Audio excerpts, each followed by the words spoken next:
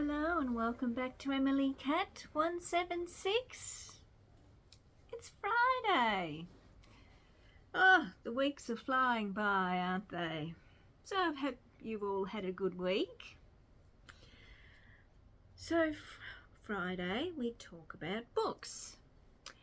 And a few weeks ago I mentioned a book that I'd got from the library, The Binding Room by Nadine Matheson. That was her second book.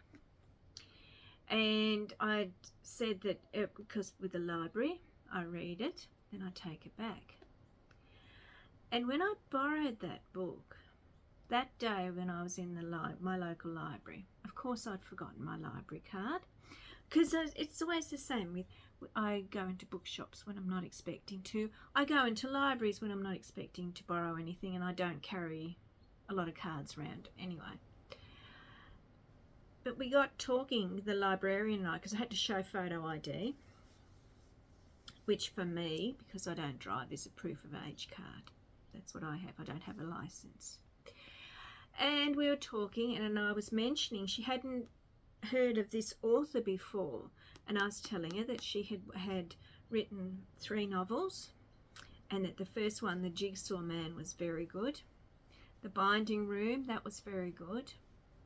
And I said, and the third one is called The Kill List, but you don't have it on your list.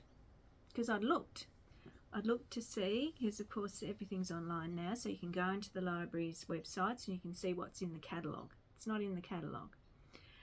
And I was told, well, if you ask us to buy it, we will buy it. So I asked, and the answer was yes. So this is what I picked up last week, The Kill List. This is the third of book. So she might be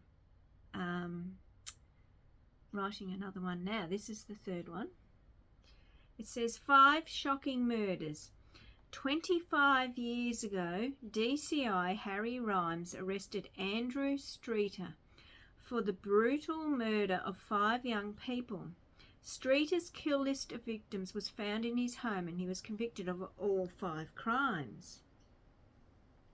A legacy under threat. Now, Streeter's convictions are being overturned as new evidence implies the original investigation was corrupt. No one is more shocked than D.I. Henley, because this case is personal. Rhymes was her old boss, and he's no longer alive to defend himself.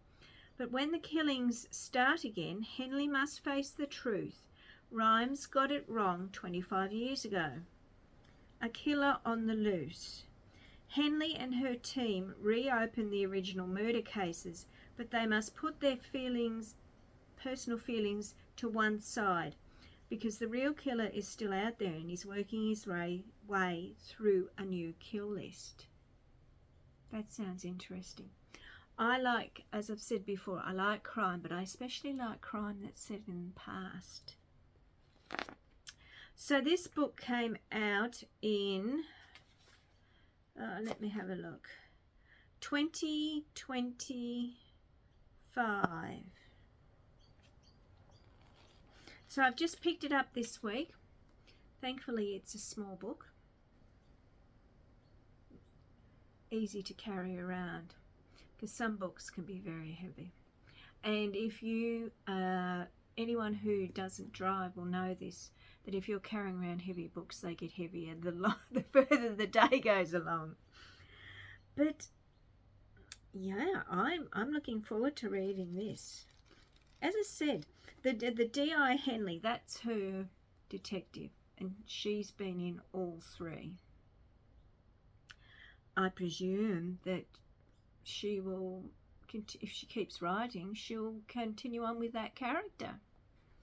And it's interesting because D.I. Henley, you can see the character development, and you can see that she's flawed. And I think they're well written books. Let me know if any of you have read any of Nadine Matheson's books. As I said, she's English. She is a solicitor, that's her background, so she would know about crime. But yeah, I really like them. And as I said, I'm so happy that the library bought it, because I won't be the only one that gets to enjoy this. That's what I really like about libraries, of course. They're a great local resource, I think. And whenever I've been into libraries, they're always busy here. And they have so many services in there, and they let people use computers in there. For anyone that doesn't have a laptop or a computer anymore, you can always go to the library.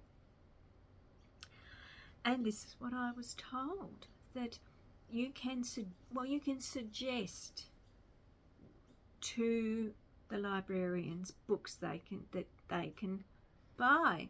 And I think with this one, the fact that they had the 2 already made sense to get the 3rd one. So yeah, aren't libraries great? Okay, so that's it for Friday. As I said, please let me know if you've read any of her books, because as I said, they are popular. But that's it for Friday. I've been to see something this week, and I got the right tram because it was in the city, and I will tell you about that on Monday. So enjoy your weekend, and I will see you on Monday. Bye.